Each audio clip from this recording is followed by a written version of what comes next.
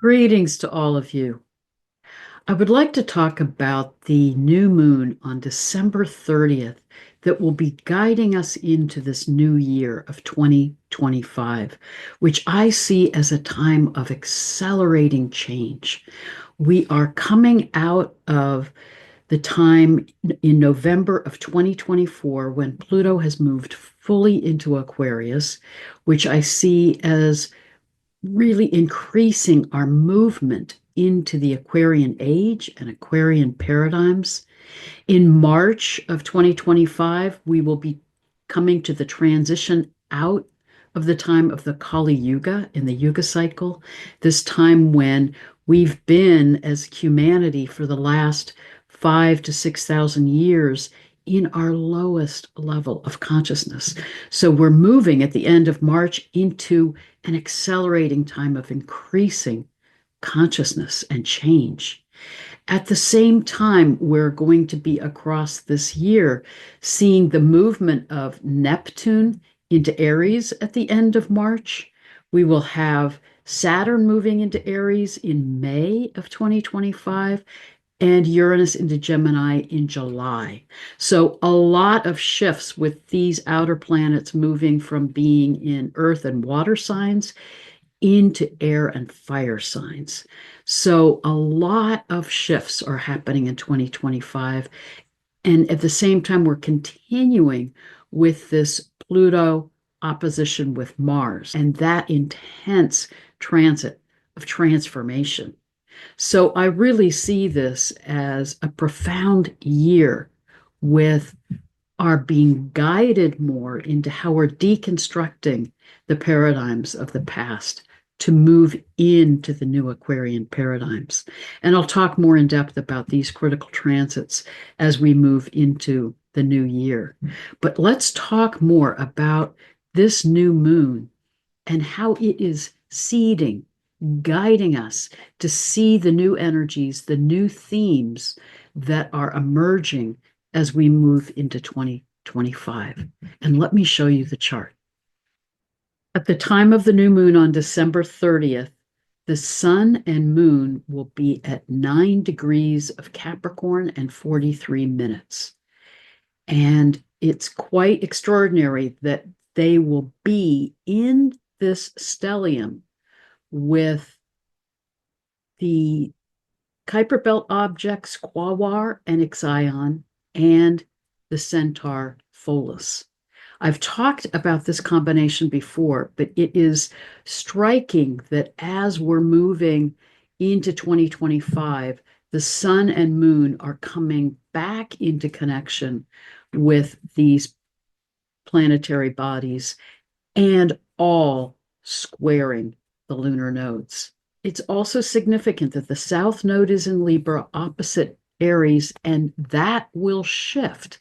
Another major change coming in 2025 is that these lunar nodes will shift. On January 11th, the South Node will move into Virgo, the North Node into Pisces. Remember that the lunar nodes are guiding us in what is the collective focus, what is a collective theme that we're working karmically in this time. And the lunar nodes will stay in signs for 18 months and then they shift. So we're seeing as we move into 2025 a significant shift in the energies and the themes that they're calling us into. But we're completing this process that we've been in across the last 18 months with the South Node in Libra, North Node in Aries. And as I've talked about in earlier videos, I see this theme as guiding us in how we are coming back into balance, Libra. How are we honoring that energy of being in right relationship with each other and all of life? To North Node and Aries, be moving in new directions, taking initiative to move into new forms. I think an ongoing theme of 2024 and into 2025 is how are we healing and clearing the out of balance energies of the age of Aries and the age of Pisces to move into the age of Aquarius in a balanced way and to truly access the higher consciousness and the new systems and paradigms that the Aquarian age is guiding us into. And we see that theme with the ongoing opposition between Pluto and Mars. Pluto now at 1 degree of Aquarius, Mars now at 2 degrees of Leo. And I'll talk a little bit more about this ongoing opposition because it's very significant at the time of the full moon coming on January 13th. But again, we're seeing at this new moon, this stellium in Capricorn. And I believe as these are all squaring the lunar nodes, it is guiding us to look at how we need to heal the systems and structures of the past, Capricorn, and come back into balance. Quawar, which is exactly conjunct the sun and moon at the time of this new moon at 9 degrees of Capricorn, is that creation deity that holds this androgynous nature, integrating masculine and feminine, and sings everything into being and calls everything into that song of harmony. So this is emanating very strongly as we move into this new moon, that we're called back into harmony to, as we're moving more fully into the Aquarian age, as we're moving out of the Kali Yuga, we are being guided to let go of the power over patriarchal paradigms that we've been in the age of Aries and the age of Pisces, to move in radically new directions with our systems and structures. It's significant that Pallas Athene, that asteroid that has to do with creativity, creative intelligence, is conjunct this new moon and sun. The Sabian symbol for 9 degrees of Capricorn, so the meaning of this degree of the new moon, is how is it that we are in tune with the energies of love, peace, and harmony to be radiating that harmony into the world. So how profound that as we're moving into this new moon, guiding us into this new year, the theme is, how are we coming back into balance and harmony? That's in the Sabian symbol, the meaning of that degree, that also is so significant in the meaning of Quawar, exactly conjunct this new moon. And I think it's very significant that that centaur Pholus is also at 9 degrees of Capricorn. Remember, this is the healing centaur calling us to clear and heal ancestral trauma patterns. We are being supported in clearing these out of balance patterns from the past in order to come back into harmony and emanate that into the collective consciousness. And Ixion, which is also part of this stellium in Capricorn, is that Greek figure in mythology who so exemplifies these power over paradigms of the past, in that Ixion was this character who operated out of impulsivity, pride, reactivity, a lack of concern for the consequences of his actions or the impact he was having on others. It is such a warning to us of the dangers of being caught in those power over paradigms, being caught in ego.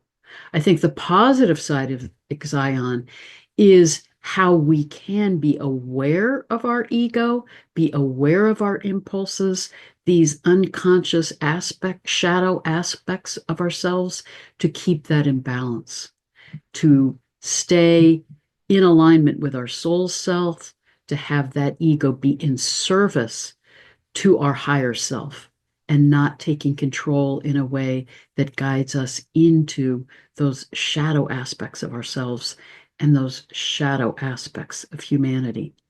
And as we move into 2025, those of us who are on a path of higher consciousness are being supported in being in balance, radiating love, peace, and harmony into the collective consciousness in the midst of a time when we are seeing Ixion's energy playing out very strongly on the global stage, with a lot of these last gasp efforts of the patriarchal paradigms, the power over structures to cling to their power. But those paradigms are ending as we're moving into the Aquarian age.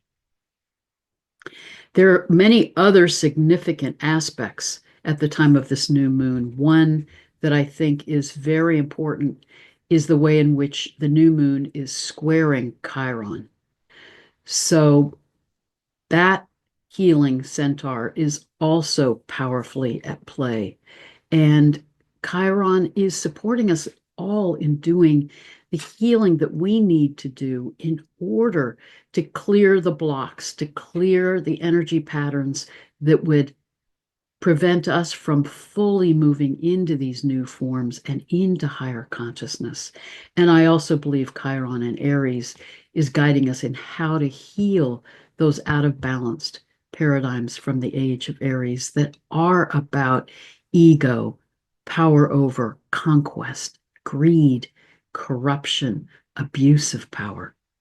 So as we're on this threshold and moving into this accelerated time of change, movement out of the Kali Yuga, movement into the Aquarian paradigm, we have to heal and clear these patterns that are out of balance from the past to be moving into the ways that we can integrate the understanding of being in balance, being centered, and emanating love, peace, and harmony into the world.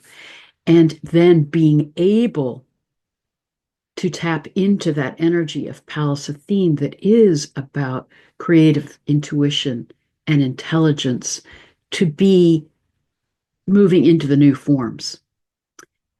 And I'll talk more about that in a minute. Also, some other aspects that are significant are another healing centaur, Nessus, is sextiling this new moon.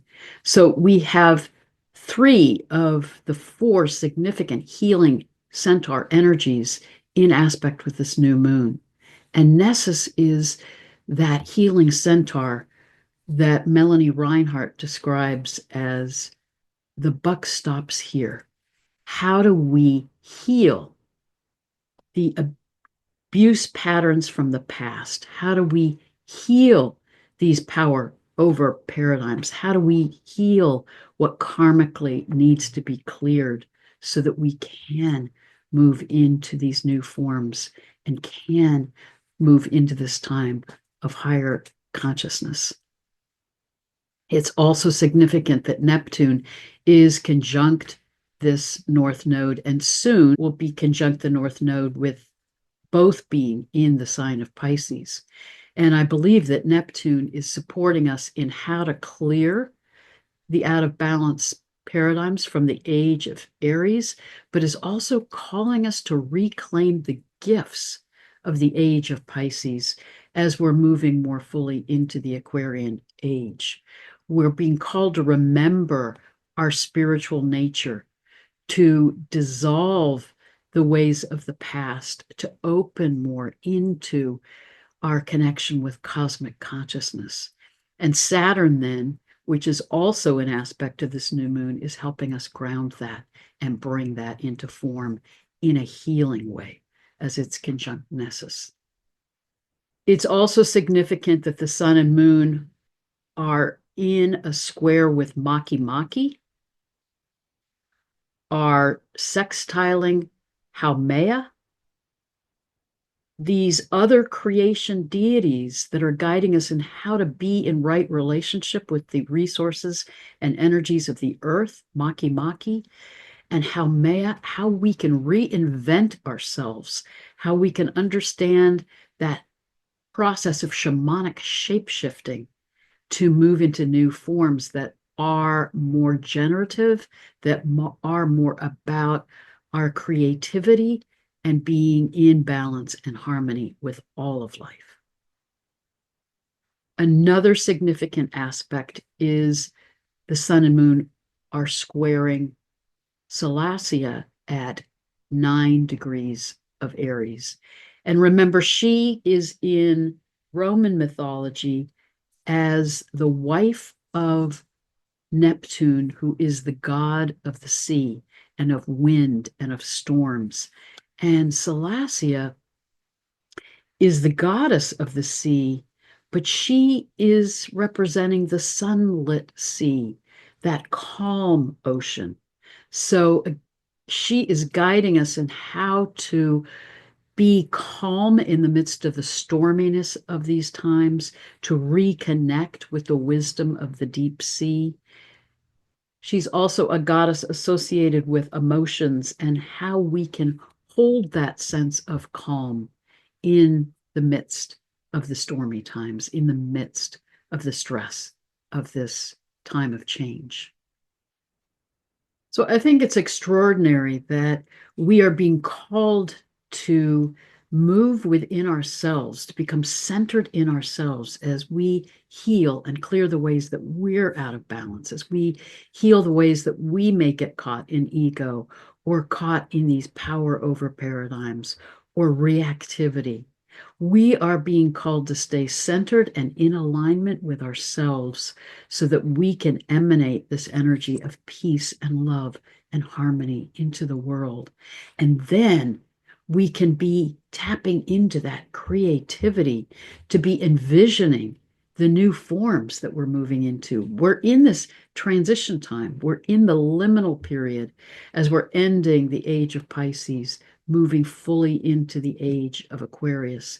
And we need to honor this time when we're morphing in terms of our own level of consciousness, in terms of our forms and structures in our lives individually and collectively.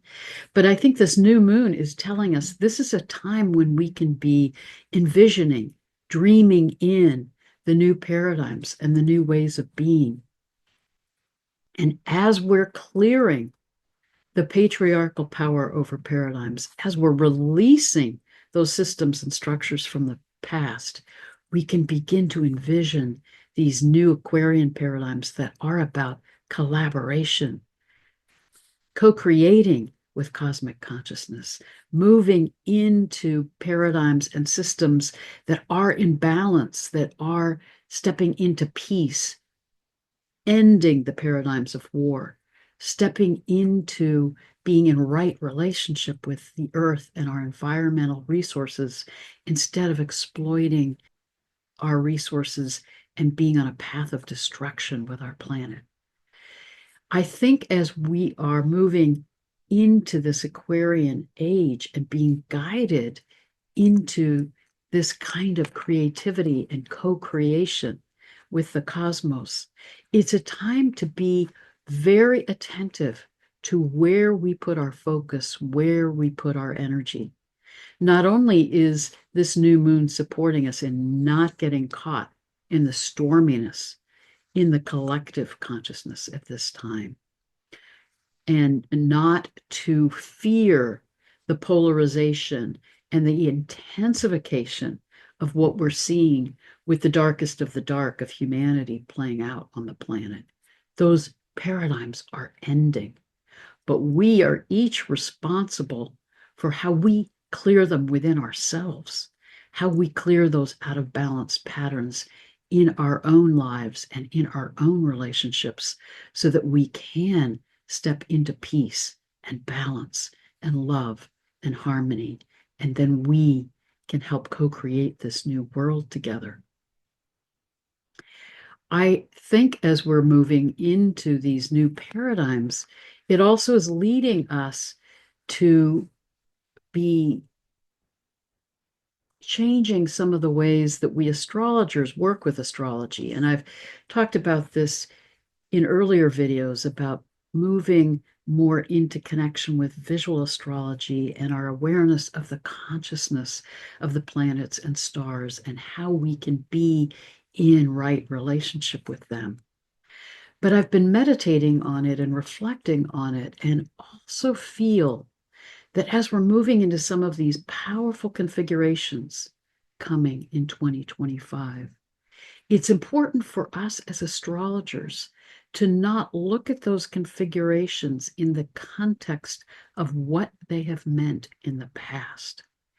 If we look at these shifts, like this upcoming Saturn-Neptune conjunction at 0 degrees of Aries, if we look at that through the context of 0 degrees of Aries being this prominent degree coming out of the age of Aries, and therefore 0 degrees being on the ascendant of that chart, we're still locked in to the age of Aries if we give that degree that meaning. And that's part of what Ke'oni Hanalei was talking with me about. When we freeze our charts in that way, we're locking ourselves back into the age of Aries and all those imbalances that emerged in our relationship with Mars and these power over dynamics. And when we look at what historically has happened in the past with these Saturn Neptune conjunctions and conjunctions in Aries, then we're looking to reenact or replay patterns that have happened during this time of the Kali Yuga, when we've gotten so caught in disconnection from cosmic consciousness and into these out of balanced patterns with Mars and power and the abuse of power and power over. So I think as we move into 2025, it's important in how we work with these astrological transits to be looking at their archetypal meaning as they manifest in the highest possible expression of consciousness, so that we are putting our energy and attention on those higher level manifestations to be helping manifest that as we move into the Aquarian paradigms and into the Aquarian age. And I think we need to be co-creating together new stories, new ways of understanding the stars and planets that are not being filtered through these out of balanced paradigms from the past, that are no longer filtered through the lingering energies of the age of Aries or the distortions coming out of the age of Pisces. We need to clear those past out of balance patterns, claim the gifts of the balanced expression of the age of Aries and the age of Pisces, to move into the age of Aquarius in a balanced way, to be now seeing planetary energies and transits in a new way, in an Aquarian way, and coming through our eyes of higher consciousness, no longer caught in the distortions of the Kali Yuga, the time of forgetting, the time of getting caught in ego, the time of getting caught in imbalance as humanity. And now let's look at where this new moon is in the sky, in that I do think visual astrology will become more and more important as we move into the Aquarian age. At the time of this new moon, the sun and moon will be in the stars of Sagittarius. Remember, Sagittarius is the archer holding the bow and arrow that's pointing to our view of the galactic center. So the sun and moon are in the gaze of the archer, in alignment with that arrow pointing towards the galactic center, towards source. So this new moon is emanating this energy of tune in to love, peace, and harmony, and radiate that out into the collective consciousness by keeping your focus on source, by aligning yourself with the energies of the galactic center that are beaming these cosmic energies to us, that are transforming us and guiding us into being homo luminous ones. We need to keep our focus on source in the midst of the turbulence and storminess of these times that we're moving through. And it's beautiful that Mercury is at the feet of the healer, Ophiuchus, guiding us in changing our thoughts and belief patterns and the ways that we communicate, to be healing those and bringing those into balance with the energy of Ophiuchus, who integrates the energies of the masculine and feminine. So Quawar is conjunct the sun and moon.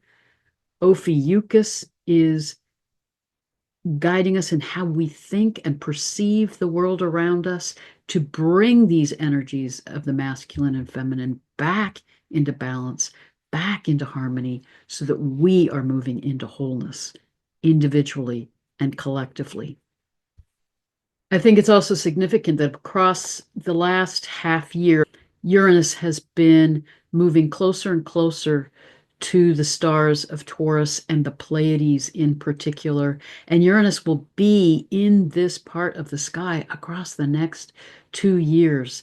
And I think Uranus, the ruler of Aquarius, is guiding us to connect with the Pleiades.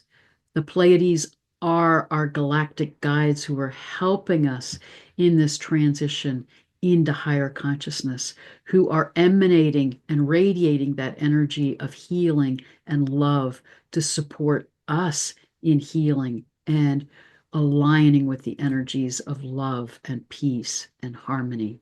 And remember that we have this precessional cycle where we orbit around our binary star Sirius, and then together we move around the brightest star in the Pleiades, that then guides us in orbiting around the galactic center. That's a 250 million year cycle.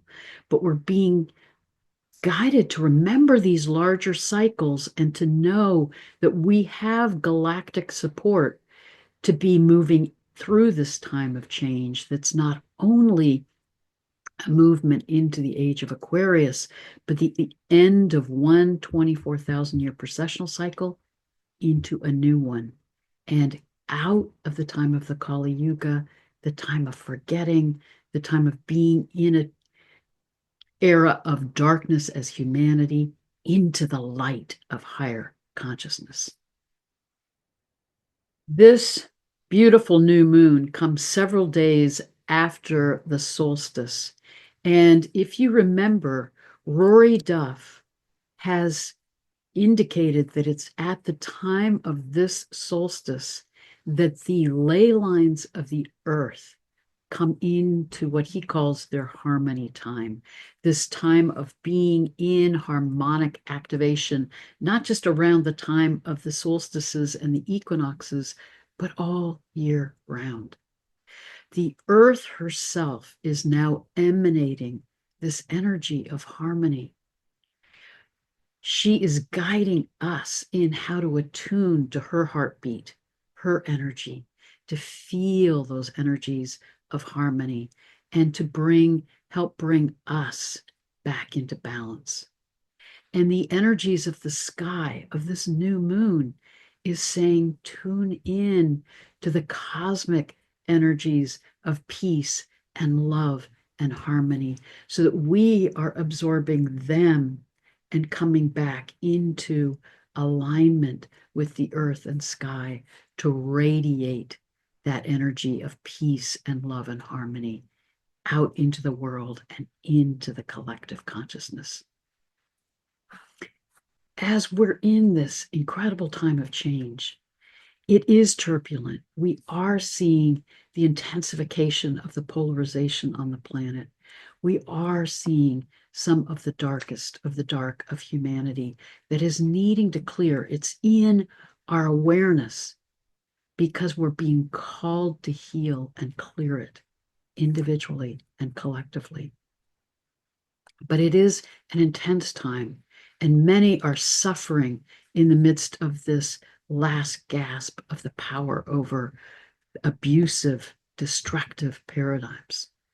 But the more of us that can hold this energy of compassion, of harmony, of peace, the more of us that can do that, the more we're emanating that in the collective consciousness and supporting a healing shift on the planet.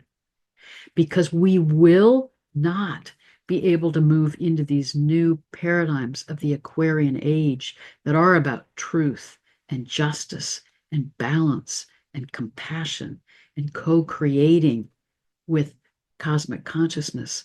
We cannot move into those new paradigms by micromanaging or reforming the paradigms of the past.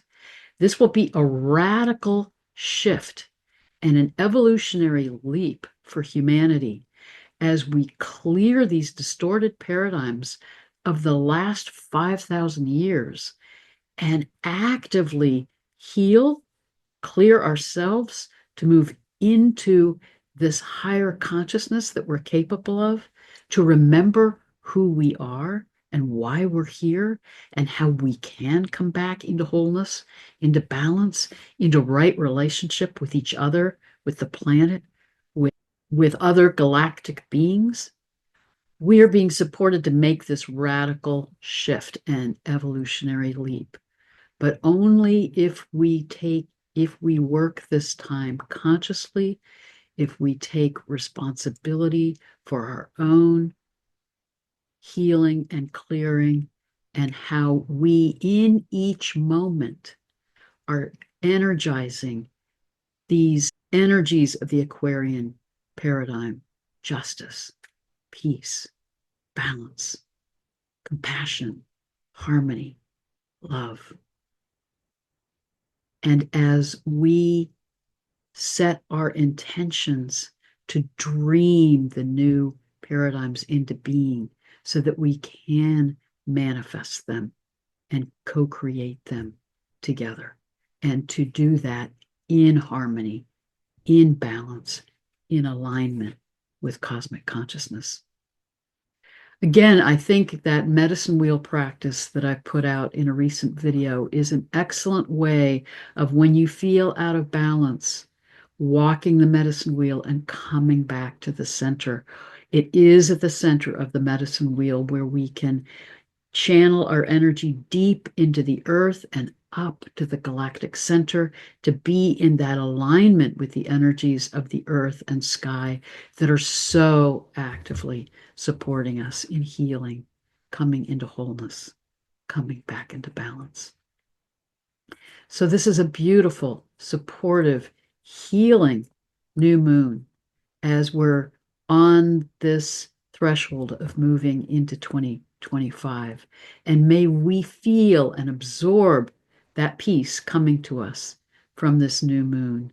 And may we support each other in healing and coming back into balance so that together, as a soul tribe around the globe, we can radiate love and peace and harmony out into the collective consciousness to support the healing of humanity, to be in alignment with the earth's healing and her supporting us in this time of ascension into higher consciousness and new forms.